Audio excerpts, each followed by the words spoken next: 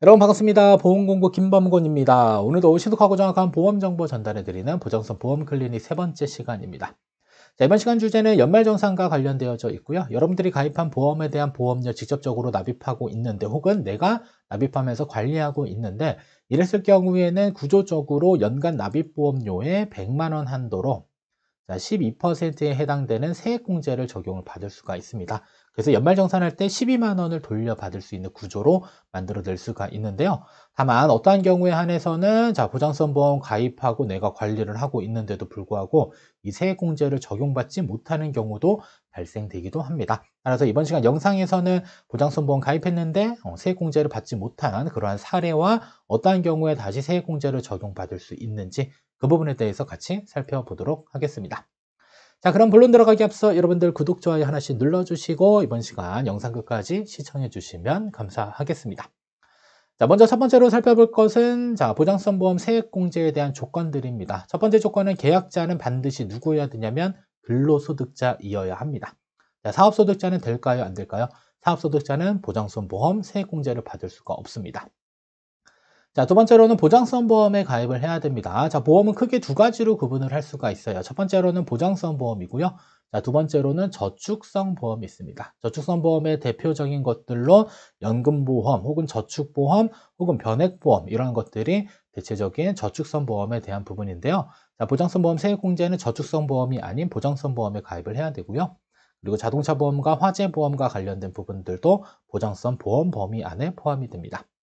자, 세 번째로는 계약자와 피보험자가 일치해야 됩니다. 계약자라고 하는 것은 보험계약 주인, 그리고 피보험자라고 하는 것은 보험 대상자입니다. 그래서 보험 대상자인 피보험자가 보험사고가 발생하면 수익자에게 보험금이 지급되는 이러한 구조로 되어져 있는데요. 다만 보장성 보험 세액공제에서는 수익자는 중요하지 않고요. 계약자와 피보험자가 일치하거나 혹은 계약자와 피보험자가 일치하지 않을 경우에는 누구의 계약자의 기본공제 대상자일 경우에 한해서 보장성 보험 세액공제 인정이 됩니다. 자, 그러면 기본공제 대상자라고 하는 것은 연말정산할 때 기본적으로 나이 요건과 그 다음에 소득 여건에 대한 부분이 있습니다. 자, 그러면 나이의 경우는 이제 자녀와 그 다음에 부모님 이렇게 두 명을 놓고 볼 수가 있고요. 자녀의 경우는 20세 이하여야 되고요. 자, 부모님의 경우는 60세 이상이어야 됩니다. 자, 그리고 소득 여건은 공통 적용이 됩니다. 그래서 급여 소득만 있다. 그러면 연간 500만 원까지, 연 500입니다. 연 500. 자, 그리고 이제 사업소득이 있다라고 한다면, 근로소득 외 소득이 있다라고 한다면 연간 100만 원을 초과하지 않았을 때 소득 요건을 충족한 것으로 봅니다. 그래서 자녀와 부모의 경우 나이 요건과 소득 요건이 충족됐었을 때 기본공제 대상자로 등록할 수 있겠고요. 자, 기본공제 대상자가 되게 되면 우리 기본적으로 인적공제 적용할 때 부양가족에 대해서 1인당 150만 원씩 추가적으로 소득공제로 또 적용을 받을 수가 있습니다. 그래서 부장성보험 세액공제 적용받았을 때 중요한 것은 계약자와 피보험자가 일치하지 않았을 때 피보험자가 누구여야 되냐? 바로 계약자의 기본공제 대상자의 경우에만 부장성보험 세액공제를 적용을 받을 수 있고요. 자, 그리고 한도의 경우는 연간 납입금의 100만 원 한도로 12% 세액공제를 적용을 해주고요. 자, 만약에 자녀 또는 부모 중에 장애인이 있다라고 한다면 장애인의 경우는 나이는 신경 쓸 필요는 없습니다. 다만 소득 요건을 충족해야 되기 때문에 만약에 장애인 자녀 혹은 부모님이 계신다라고 한다면 이때 장애인 전용 보험을 가입했을 때 이때는 15%로 세액공제 한도가 증가된다는 점 참고로 기억하시면 되겠습니다. 따라서 부장선보험 세액공제 금액은 그렇게 크지 않지만 관련된 요건을 충분히 충족시켰을 때 공제를 적용받을 수 있다는 점 알고 계셔야 되겠고요. 자, 두 번째로는 세액공제를 적용받지 못하는 경우 각각 사례들을 보겠습니다. 먼저 첫 번째로는 성년 자녀의 보험료를 부모님이 계속적으로 납부하고 있는 경우. 자, 이때는 부모님이 만약에 계약자이고요. 자, 그다음에 성년 자녀가 이제 피보험자입니다. 그리고 이제 취업을 했다. 그리고 근로자다. 여기까지는 들어와 줘야 되겠죠. 자, 이랬을 경우에 성년 자녀의 경우는 부모님이 뭘 받을 수 없어요. 기본공제 대상자로 적용을 받을 수 없습니다. 왜냐하면 일단 나이 요건이 탈락했기 때문이다라고 볼 수가 있겠는데요.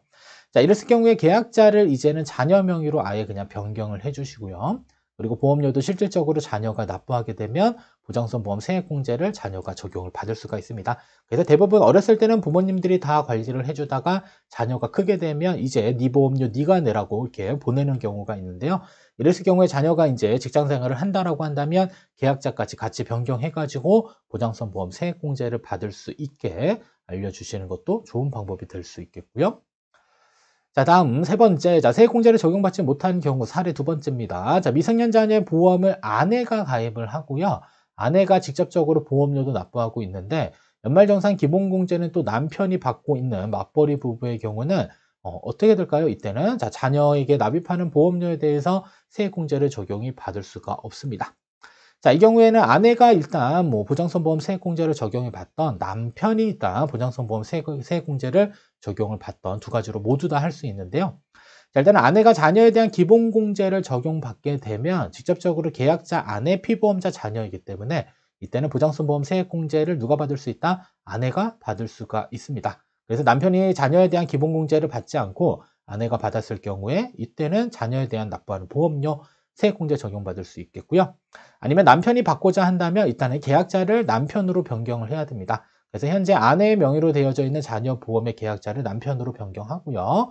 그리고 자, 남편이 직접적으로 보험료를 납부할 경우에 한해서 보장성 보험 세액공제를 적용받을 수 있다라고 알고 계셔야 됩니다. 따라서 해당 사례의 경우는 자, 피보험자와 그다음에 그 계약자가 일치하지 않은 상태에서는 피보험자의 경우는 계약자의 기본공제 대상자일 경우에만 공제를 적용받을 수 있는 내용으로 정리를 해주시면 되겠고요. 그래서 계약자를 누구로 변경했는지 혹은 기본공제 대상을 누가 적용받는지에 따라서 각각의 세액공제를 또 적용받을 수 있는 경우도 있고 못 받는 경우로도 나눠질 수가 있습니다. 자, 다음 세 번째 사례의 경우는 자, 세액공제를 적용받지 못할 경우 자, 60세 이상의 부모님, 소득활동을 하고 있지 않은 부모님입니다. 그래서 보험료를 직접적으로 납부하고 있는데 계약자는 부모님일 경우. 자, 이제 부모님이 나이가 들게 되면 자녀들이 대신 보험료를 납부해 주는 경우가 있는데요.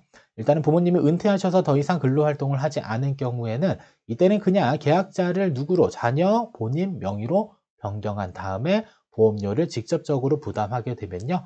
자, 부모님을 기본공제 대상자로 등록하고 보장성 보험 세액공제를 적용을 받을 수가 있습니다. 그래서 나이가 어렸을 때는 부모님의 도움을 받지만 나이가 이제 들어서 부모님들이 더 이상 보험료를 납부하고 관리하기 좀 어려워지는 그런 시점이 돌아온다라고 한다면 이때는 자녀가 직접적으로 보험에 대한 관리를 하는 것이 나중에 시간 지나게 되면 사실 계약자가 모든 업무들을 처리할 수 있기 때문에 부모님이 계약자인데 이러한 보험 계약과 관련된 업무들 처리하기가 조금 어려워지는 그런 시점이 있을 수 있습니다. 그때는 자녀분들께서 빨리 보험을 가져가시고 그 다음에 보험료를 납입하고 직접 관리하는 게 조금 더 괜찮은 방법이 될 수가 있습니다.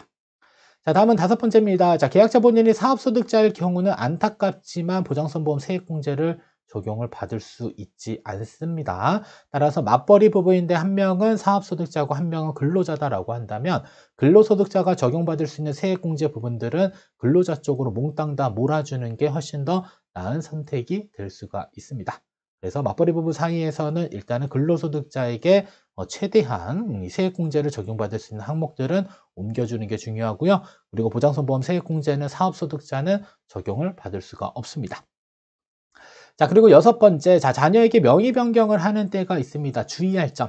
자, 미성년자일 때 대부분 부모님이 가입을 해줘요. 그리고 성년이 되면 명의 변경을 해야 하는 경우도 종종 생깁니다.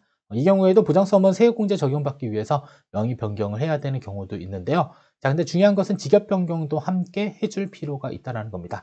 왜냐하면 학생일 때는 그냥 학생 이렇게 하면 되겠지만 이제 더 이상 학생이 아니고 특정 직업이 생겼다라고 한다면 이때는 변경된 직업에 대한 고지도 함께 해야 됩니다. 이것을 이제 통지 의무가 있다라고 합니다. 그래서 통지 의무를 위반하고요. 변경된 직업, 그러니까 변경된 직업이 있는데도 불구하고 직업 변경을 하지 않아서 발생된 사고에 대해서는 실제로 보험금을 지급받지 못하는 경우가 종종 발생될 수 있기 때문에 만약에 미성년 자녀일 때 직업 학생 그리고 뭐 성년이 되더라도 대학생의 경우는 지속적인 학생이지만 자녀가 어떠한 직장에 다니게 된다라고 한다면 자녀의 직업으로 맞게 변경해 줘야 되는 게 바로 보험 계약자의 통지 의무입니다. 그래서 통지 의무 위반으로 발생된 보험 사고에 대한 경우들은 대체적으로 보험금을 지급 안 해줄 수 있는 부분들이 있기 때문에 반드시 직업 변경과 명의 변경을 동시에 하는 게 가장 중요하다는 점 꼭 기억하시면 되겠습니다. 자, 여기까지 시청해 주셔서 감사하고요. 보험 상담 필요하신 분들 댓글에 참고해 주셔서 신청해 주시면 관련 내용에 대한 상담들 진행해 드리도록 하겠습니다. 자, 그러면 이번 시간 영상은 여기서 모두 마치도록 하겠습니다.